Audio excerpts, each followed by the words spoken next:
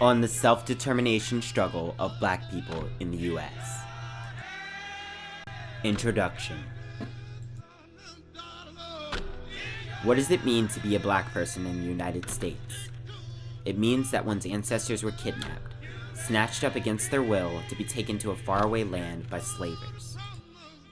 It means that one is looked down upon, that the skin color one did not ask to be born with will itself color one's relationship with society as a whole for the rest of one's natural life. It means being on edge, always on the lookout for racist police who are just itching to kill them a nigger because they know they can get away with it. It means that one is disproportionately more likely to live in a low-income neighborhood, more likely to be locked behind bars, and less likely to graduate college than the people belonging to the white majority.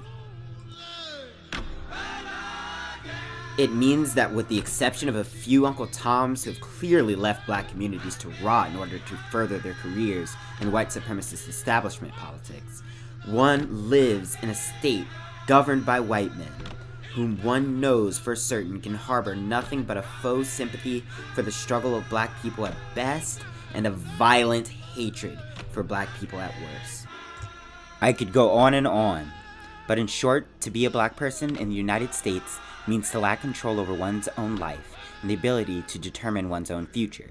To be a black person in the United States is to lack the freedom of self-determination, and in addition to this, to constantly feel the pull towards the national liberation struggle for greater freedom that so many of our black ancestors have fought and died for. In the following sections of this video, I will explore the theory and history behind that struggle, and along with it, how black people as a whole have come together and distinguished ourselves as people because of it as part of that struggle. All of this will be done in an effort to draw the extremely important connection between the national struggle for black liberation through self-determination and the global struggle for the end of all forms of oppression of man by man, for the creation of a truly free society, for communism.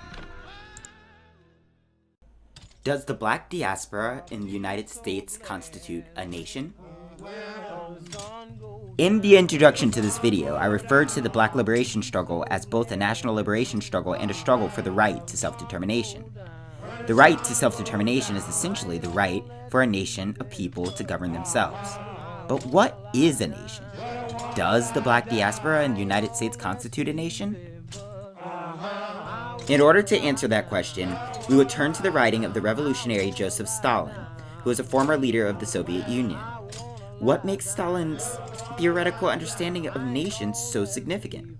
The following quote from Do Not Reverse the Verdict, an article written in recent years by the Red Guard's Austin Maoist Collective, provides the answer to that question. It was Comrade Stalin who first laid down a framework using Marxism to provide us with a basis for analyzing the national and colonial questions.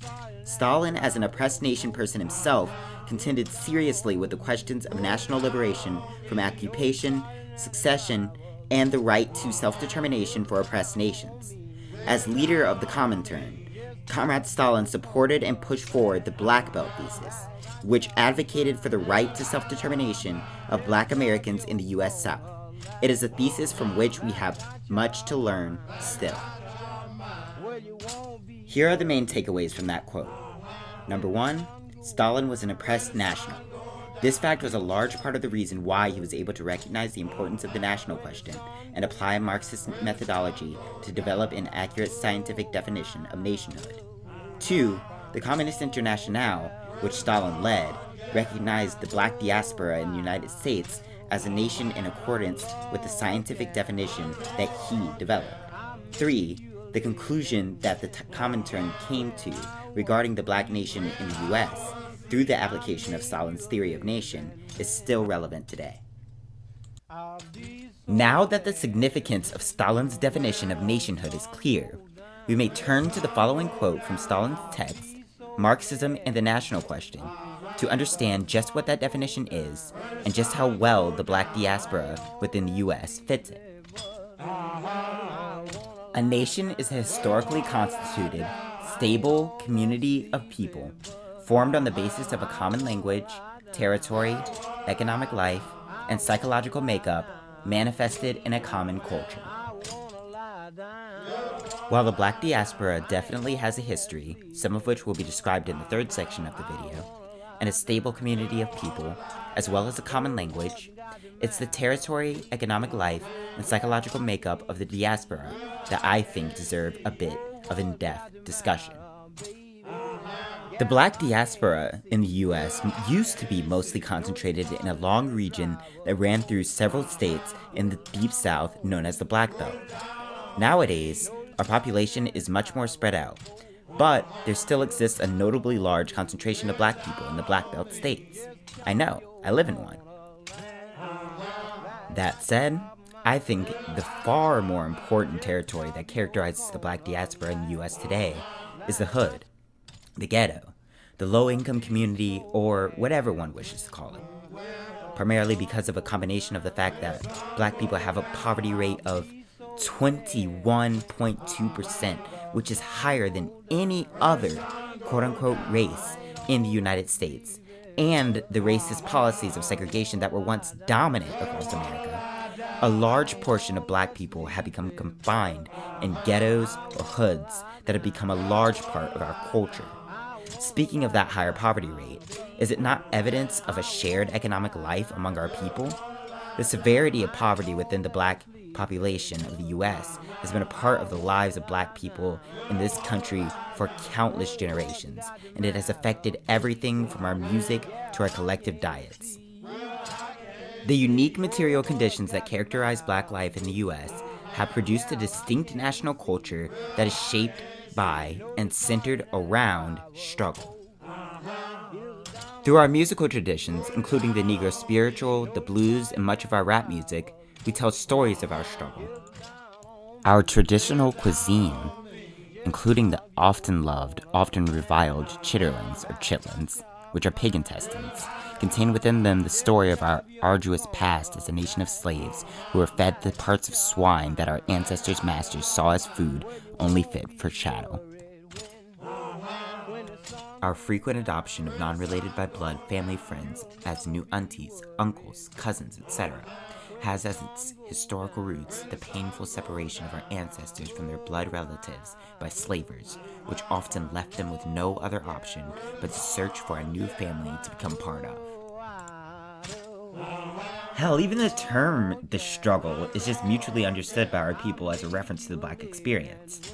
All that considered, in the final analysis, there can be absolutely no doubt that the black diaspora in the US does indeed constitute a nation. Considering the fact that the origin of our nation was the mass kidnapping and enslavement of our ancestors, followed by our involuntary incorporation into an empire which essentially locked us into the position of second-class citizens all the way until the modern day, we are no doubt an oppressed nation. Having established all that, we must now ask, how can we get free? To answer that question, we must first define what it means to be an oppressed nation, and then determine the relationship between the liberation struggles of oppressed nations and the struggle to end all forms of oppression internationally through global proletarian revolution. Scientific socialism and national liberation. Some may be confused by the fact that I often reference the works of black communist revolutionaries such as Seneca Shakur and James Yaki Sayles, who also refer to themselves as revolutionary nationalists. Yet, I proclaim myself to be a committed internationalist in my very channel name. An internationalist is against any form of nationalism/patriotism, such people might think, and thus come to the conclusion that positions such as Shakur's, Sayles, and my own are contradictory. This mix-up is in fact a continuation of a long history of discussion within the communist movement regarding the national question and how it must be understood on a theoretical level in relation to the international struggle for global communism. Many advances toward the development of a correct scientific socialist position on the national question have been made between the beginning of the debate and today, with Lenin and Mao being the ones responsible for the greatest leaps forward in Marxist theory regarding this particular subject. In Lenin's collected works, volume 36, pages 607 through 608, regarding the subject of the national question, he wrote, "In my writings on the national question, I have already said that an abstract presentation of the question of nationalism in general is of no use at all. A distinction must necessarily be made between the nationalism of an oppressor nation and that of an oppressed nation, the nationalism of a big nation and that of a small nation. In respect of the second kind of nationalism, we nationals of a big nation have nearly always been guilty in historic practice of an infinite number of cases of violence. Furthermore, we commit violence and insult an infinite number of times without noticing it." He went on to write, "That is why internationalism on the part of oppressors or great nations, as they are called, though they are great only in their violence, only great as bullies, must consist not only in the observance of the formal equality of nations, but even in an inequality of the oppressor nation, the great nation, that must make up for the inequality which obtains in actual practice." From these two Lenin quotes alone, the exact nature of his contributions to Marxist theory on the question of nations starts to become clear. Lenin recognized that there were, in reality, two types of nationalism: the nationalism of oppressor nations and that of oppressed nations. He drew a firm line between these two nationalisms, and he asserted the necessity of engaging with the two differently in revolutionary praxis. He revealed the age-old bond between oppressor nationalism and its violent chauvinism, and goes on to illustrate the immense difference between that and oppressed nation nationalism in the following quote from the same text. "What is important for the proletarian? For the proletarian, it is not only important, it is absolutely essential that he should be assured that the non-Russians place the greatest possible trust in the proletarian class struggle. What is needed to ensure this? Not merely formal equality, in one way or another, by one's attitude or by concessions. It is necessary to compensate the non-Russians for the lack of trust, for the suspicion and the insults to which the government of the dominant nation subjected them in the past.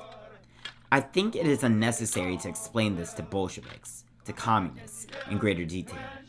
And I think that, in the present instance, as far as the Georgian nation is concerned, we have a typical case in which a genuinely proletarian attitude makes profound caution, thoughtfulness, and a readiness to compromise a matter of necessity for us.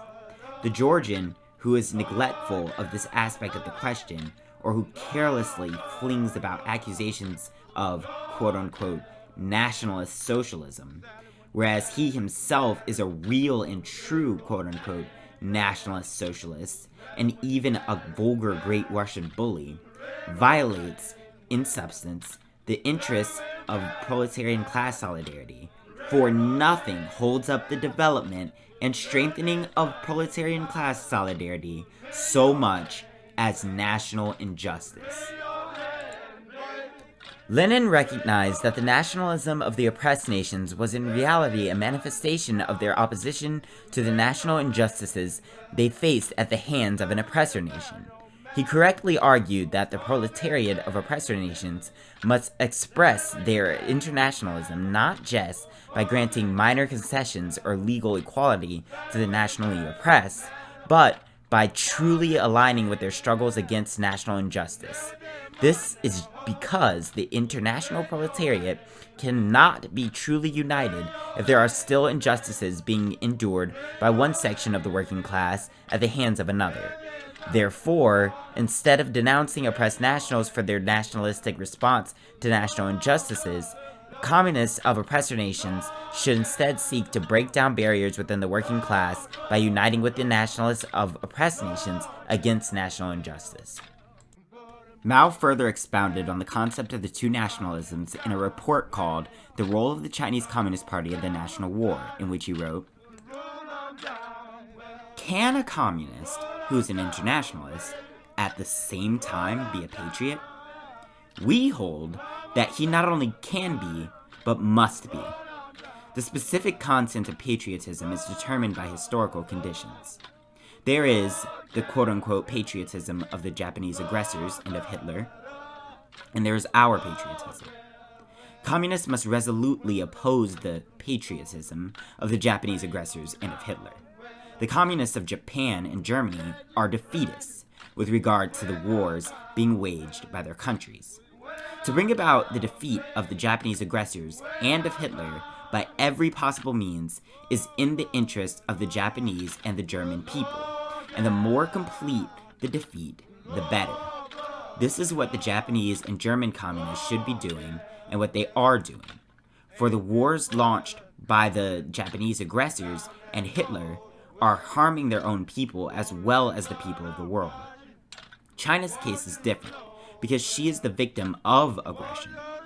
Chinese communists must therefore combine patriotism with internationalism. We are at once internationalists and patriots, and our slogan is, fight to defend the motherland against the aggressors. For us, defeatism is a crime, and to strive for victory in the war for resistance is an inescapable duty. For only by fighting in defense of the motherland can we defeat the aggressors and achieve national liberation. And only by achieving national liberation will it be possible for the proletariat and other working people to achieve their own emancipation. The victory of China and the defeat of the invading imperialists will help the people of other countries. Thus, in wars of national liberation, patriotism is applied internationalism. Mao's position on the national question constituted a leap forward from Marxist positions that have been put forth hitherto, because of the fact that Mao was speaking from the perspective of an oppressed national, and could clearly illustrate why a victory for the Chinese people in the National Liberation War being waged by the Revolutionary Army against the Japanese imperialists would also be a victory for other countries that the Japanese Empire had trampled upon by weakening the empire and bringing it closer to its ultimate demise. Mao combined this correct assertion with a similarly insightful expression of his understanding that German and Japanese patriotism and nationalism were completely reactionary, because both of those nations were imperialist oppressor nations that used nationalism to lure people in their countries into murderous campaigns against oppressed nations as well as their own people. To synthesize Mao and Lenin's positions on the national question, as it relates to internationalism in a succinct way, the nationalism of oppressor nations is incompatible with internationalism because it is a chauvinistic ideology that exists only to reinforce or perpetuate the oppressor nation's practice of the subjugation of other nations. On the other hand, the nationalism of oppressed nations is a response to the crimes committed against them by oppressor nations and are completely compatible with internationalism, as the victory of their national liberation struggles are helpful to both other peoples who are oppressed by the same nation and the revolutionary defeatists in the oppressor nations.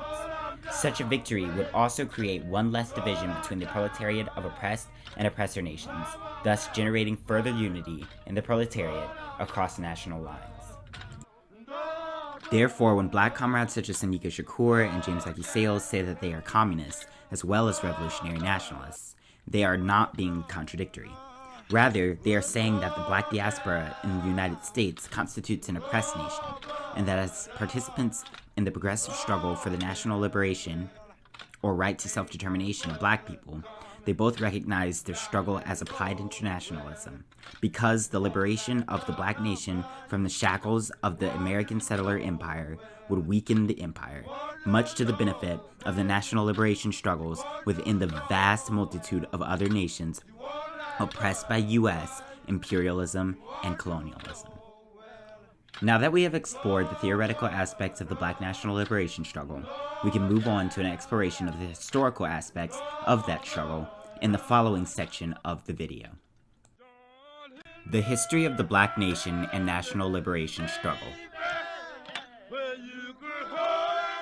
Black revolutionaries and revolutionaries of other nationalities who are curious about the Black national liberation struggle should study the history of that struggle for 3 reasons. First, an investigation into the history of the struggle can yield an enormous amount of information regarding the unique characteristics and peculiarities of the Black nation and the Black national liberation struggle. Second, a firm knowledge of the past of the struggle can also provide insight into the possible trajectories the struggle may follow in the future. Finally, and perhaps most importantly, the historical successes and failures of the Black national liberation movement can and should inform the approach to revolutionary struggle taken by modern participants in the movement. While the historical origins of the Black nation itself have already been explored earlier in this video, the historical origins of the Black national liberation movement are a bit more complex. One could argue that slave rebellions such as the Stono Rebellion or Nat Turner's Rebellion were some of the earliest manifestations of the Black struggle for national liberation, but it isn't really clear if those who participated in such uprisings had national autonomy as their ultimate goal, or if such righteous instances of armed struggle against the slavers were only directed at the institution of slavery itself. Closer to the end of the savage barbarity of chattel slavery, the Black struggle for national liberation manifested itself in far more recognizable forms. For example, a Black abolitionist turned politician named Martin Delany began calling for the mass exodus of Black nationals to Liberia, the only U.S. colony in Africa. This type of proto-Black nationalism was somewhat indicative of an underdeveloped national consciousness on the part of Delany, as his plan to achieve Black national liberation not only lacked any revolutionary element, but also ignored the basic contradiction between the toiling Black masses and the landowning class, which appropriated the value that the masses produced. Instead of recognizing the fact that that economic relationship in which a majority of Black nationals were then trapped provided the grounds for the seizure of the land in question by the Black workers who developed it from the landowning slavers, Delany developed a plan that circumvented conflict with those parasites almost entirely in favor of the relocation of the entirety of the Black nation to a place as far away from their exploiters as possible, thus allowing former slave owners to keep the land that Black people developed and any remaining profits appropriated from the Black masses without any consequence. The great many open white supremacists at the time who were also in favor of the mass relocation of the Black masses to Liberia serves as proof of the erroneous nature of Delany's view. The fact that Delany's plan lacked a revolutionary element, with the man choosing to engage in electoral politics for most of his life in order to realize his ideals, was similarly erroneous due to the fact that the political institutions of America, like those of any bourgeois state, are nothing but the tools used by the exploiter classes to ensure the perpetuation of oppressive relations. The ruling classes of the U.S. much preferred the continued super-exploitation of Black people to granting autonomy to America's captive workforce. So, the government used sharecropping and prison labor to replace slavery and increased the restriction on the rights of Black people, while granting few, if any, concessions to Delany and others like him. Thus, Delany became one of the first of many Black nationalists to enter electoral politics with the goal of national liberation and come out empty-handed. A much more advanced struggle for Black national liberation during that time period was the struggle of the Black Seminoles and groups like them. The reason why such struggles can be considered more advanced is made apparent immediately in the following description of the Black Seminoles from a text titled Black Seminoles, Gullahs Who Escaped from Slavery, which was written by a certain Joseph A. Opala. It reads, "The Black Seminoles are a small offshoot of the Gullah who escaped from the rice plantations in South Carolina and Georgia. They built their own settlements on the Florida frontier, fought a series of wars to preserve their freedom, and were scattered across North America. They have played a significant role in American history, but have never received the recognition they deserve." The Black Seminoles were not only able to establish autonomous communities of Black nationals after escaping slavery, but were also able to establish diplomatic relations with one of the First Nations, which shared their opposition to U.S. national oppression. On top of all that, the Black Seminoles engaged in several guerrilla wars alongside their newfound First Nation comrades in defiance of the attempts by U.S. settler colonialism to rob both nations of their right to self-determination. While the example of Martin Delany's Black nationalism mostly just shows us an early example of a conscious demand for the self-determination of the Black nation that was unfortunately rife with ideological and programmatic errors, the experience of the Black Seminoles teaches us the value of armed struggle in the battle for national autonomy, shows us the historical precedent for solidarity between Black and Indigenous peoples, reveals to us the astonishing strength of a united front of oppressed nations, and so much more. Although it took place ages ago, the story of the Black Seminoles and their national liberation wars, without a doubt, contains a multiplicity of valuable lessons for participants in the national struggle today. If the part of the Black liberation struggle that I just described could be considered the infancy of the movement, then the period that I am about to describe can be considered its youth. It is impossible to talk about Black nationalism in this period without discussing the figure of Marcus Garvey, a Pan-Africanist ideologue who, despite hailing from Jamaica, managed to generate a sizable following in the United States. Garveyite Pan-Africanism could best be compared to, and even considered part of, the same trend as the aforementioned Black nationalism of Martin Delany. It is important to note that the Garveyist movement can only loosely be considered a national liberation movement of the Black nation in the US because of its popularity and impact on the consciousness of that nation. Strictly speaking, however, Garveyism was more of a movement based on Garvey's incorrect conception of all of Africa as a single nation, which lumped into one group all of the highly distinct and diverse national cultures of Africa and the African diaspora. Garveyite Pan-Africanism could be seen as an improvement on Delany's Black nationalism in terms of its level of popularity among the Black masses. According to Lowell Young's introduction to the publication of the 1928 and 1930 Comintern resolutions on the Negro question in the United States, Garvey's United Negro Improvement Association grew to include millions of Black workers at the height of its popularity. This indicates that Garveyism really did lead to a rise in the level of national consciousness of the Black masses, as the immense popularity of Garvey's ideology among said masses implies an increase in their general awareness that Black people were part of a nation other than the US that deserved self-determination.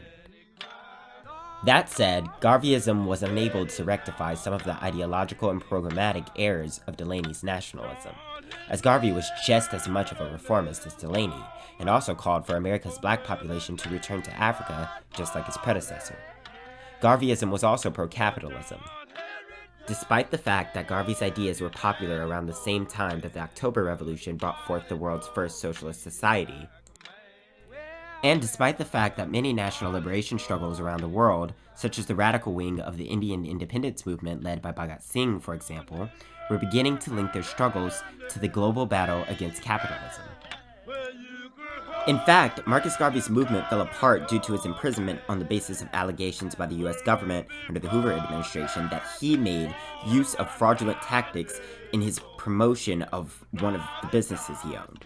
That incident alone is proof that the capitalistic, quote-unquote, support Black business strategies of the Black bourgeoisie are ideologically bankrupt and tactically insufficient in the fight to attain Black liberation. One could argue that the bridge between the movements and efforts of Delany and Garvey in the Black liberation struggle, and the development of elements of that struggle that were both theoretically and tactically advanced, was the African Blood Brotherhood. The African Blood Brotherhood was a secret society founded in 1919 by Black communists in opposition to the national oppression of Black people by the US settler state. The African Blood Brotherhood was the first independent organization of Black communists in the United States, and while it had many theoretical weaknesses, it constituted a great leap forward in the Black liberation movement due to its recognition of the fact that said movement is bound to the global communist struggle. The weaknesses of this organization were that it was not a party, which has proven to be pretty much the only effective organizational head of any liberation movement. as well as the fact that the Brotherhood perpetuated the Delanyist Garveyite position of returning to Africa. It is very possible that because the Brotherhood brought that line into the black communist movement they created, the line continues to appear in the programs of many black Marxist groups in America to this very day. Eventually, the African Blood Brotherhood was absorbed by the Communist Party USA, and shortly after this, the CPUSA would become the center of yet another great turning point in the black national liberation struggle. Earlier in this video, I mentioned that the International Association of Communist Parties and Organizations known as the Comintern applied Stalin's theory of nationhood to the black experience in the United States and determined that the black diaspora in that country constituted a nation. I also mentioned that this conclusion came alongside the acceptance of something called the Black Belt thesis. The originator of said thesis was a black communist by the name of Harry Haywood. Haywood was originally a member of the African Blood Brotherhood, but just like the Brotherhood, he eventually ended up becoming a part of the Communist Party. The arguments of Haywood regarding the nature and significance of the black national liberation struggle within the larger fight for communism were huge influences that led the Comintern to pass their resolutions recognizing the nationhood of black people, and those very resolutions were drafted by Haywood himself.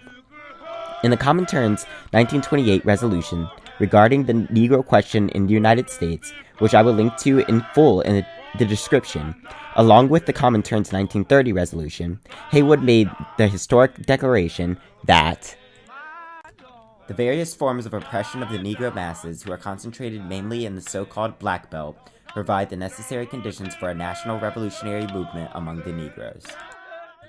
The Haywood Comintern position on the black national question in the U.S. surpassed the position of the African Blood Brotherhood in multiple ways.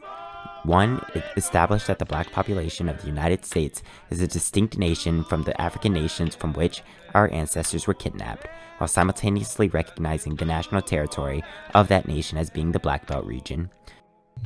Two, it rejected the strategy of mass exodus of that nation's people back to Africa in favor of the revolutionary strategy of class struggle by black sharecroppers against their exploiters for national liberation and the expropriation of land owned by the parasites.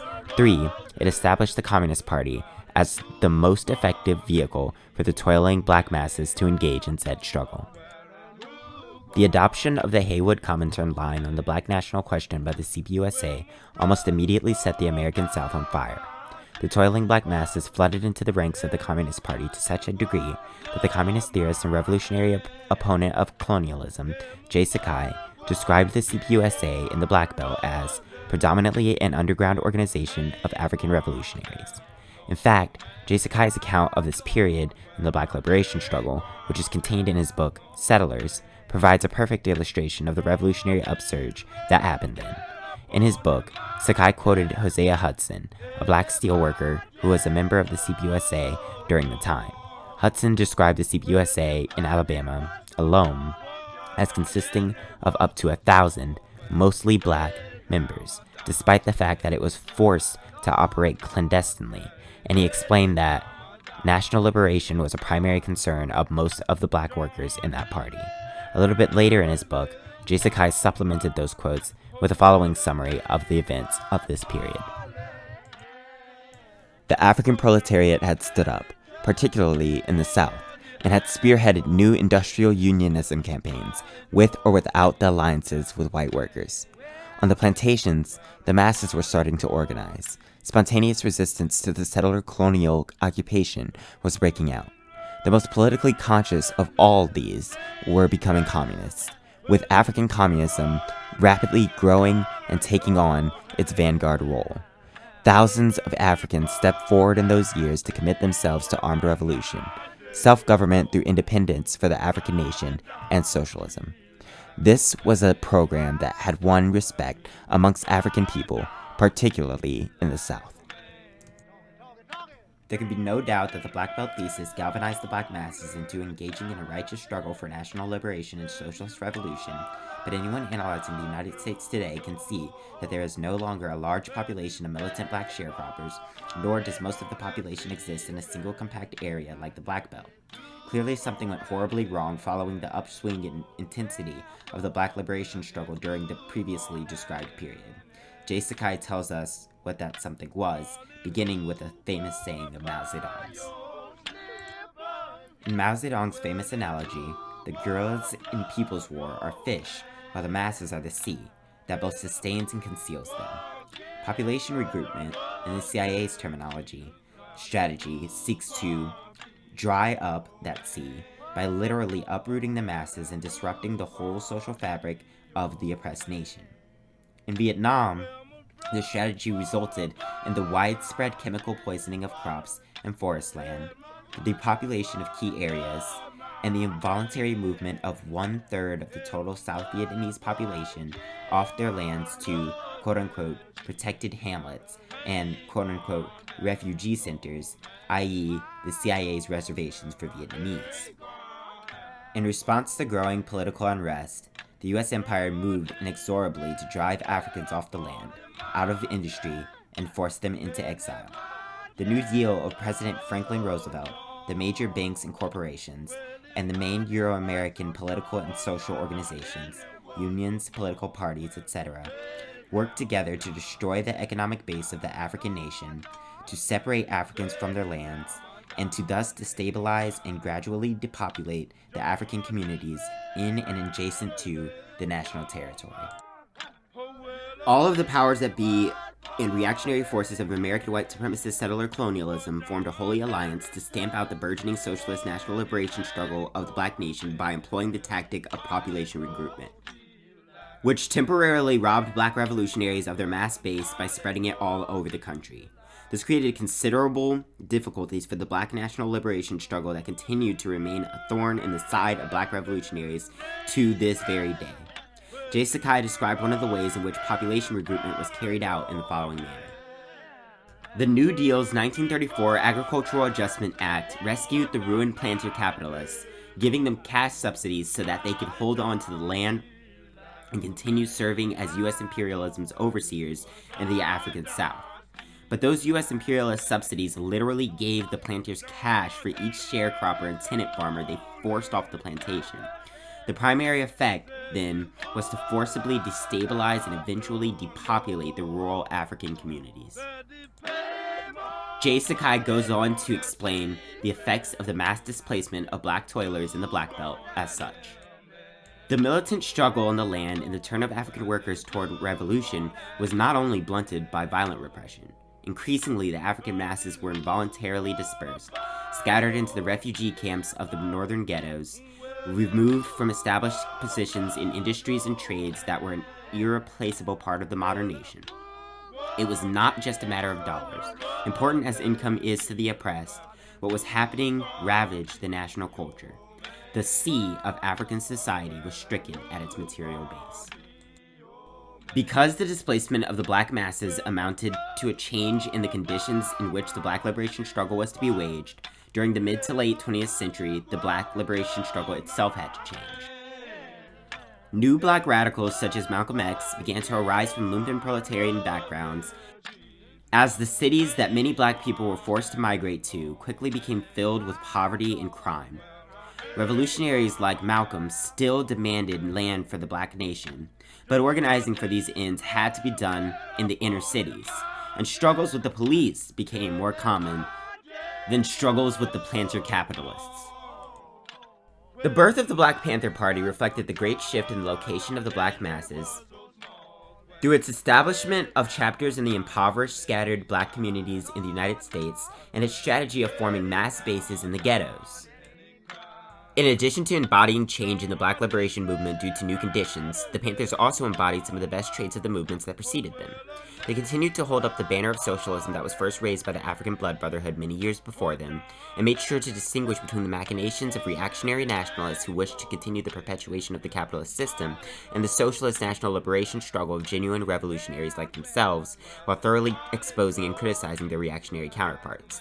Just like the black communists in the Deep South during the early 20th century, the Vanguard Party became the Panthers' main vehicle for engaging in the struggle for the liberation of the black nation. The development of most of this new generation of black liberation movements in conditions very different from those that characterized the Black Belt long before did not stop much of this movement from continuing to identify the Black Belt and its surrounding area as the national territory of the Black nation.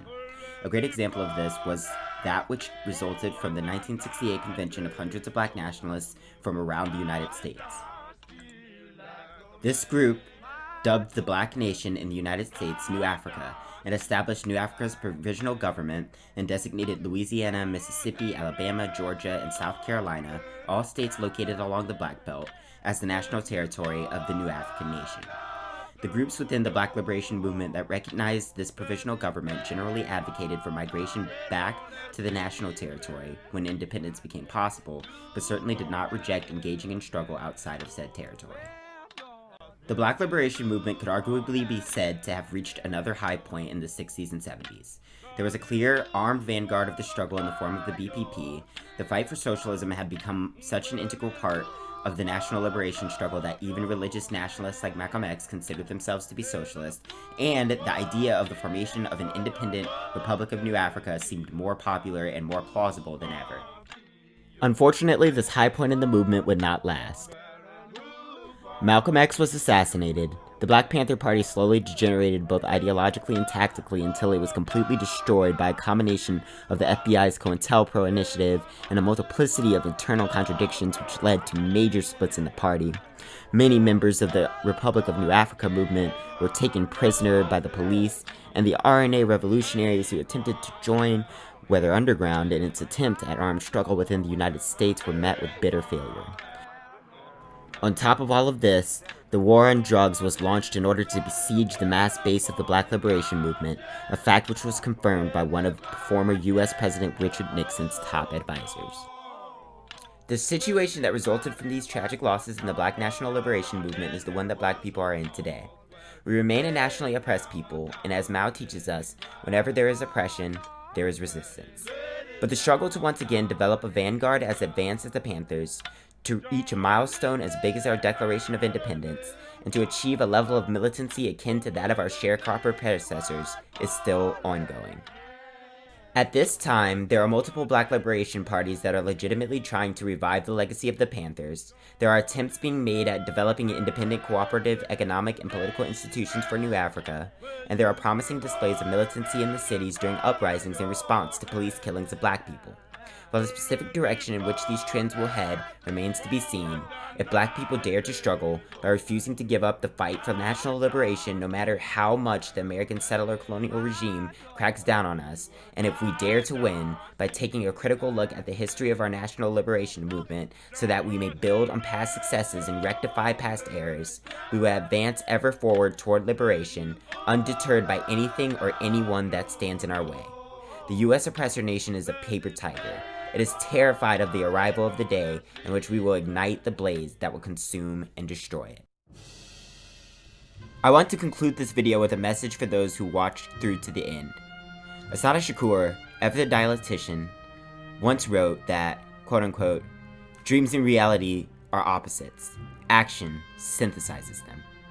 If you are a member of the captive black nation in America, I encourage you to dream. Dream of a better future for our communities. Dream for a day in which we may take control of our own lives. Dream of a brighter day for all mankind. And for the love of all the black martyrs who laid down their lives to bring us closer to freedom, act, and propel those dreams toward fruition. Let us descendants of slaves stand up before the world, and through struggle, assert our humanity. If you aren't part of the black nation within the United States, my only hope is that this video has helped, however slightly, to earn or cement your solidarity with the black liberation struggle, just as I hope that my people will stand in solidarity with your struggles. Capitalism is a starless night that casts shadows on us all, but if the oppressed peoples of the world and the revolutionaries who fight for their freedom can join hands in camaraderie, the unbreakable bond of our absolute unity will grant us the strength to forge ahead through the unrelenting darkness until we witness the shining emergence of a new dawn. The evil system of colonialism and imperialism arose and throve with the enslavement of Negroes and the trade in Negroes, and it will surely come to its end with the complete emancipation of the black people. Mao Zedong.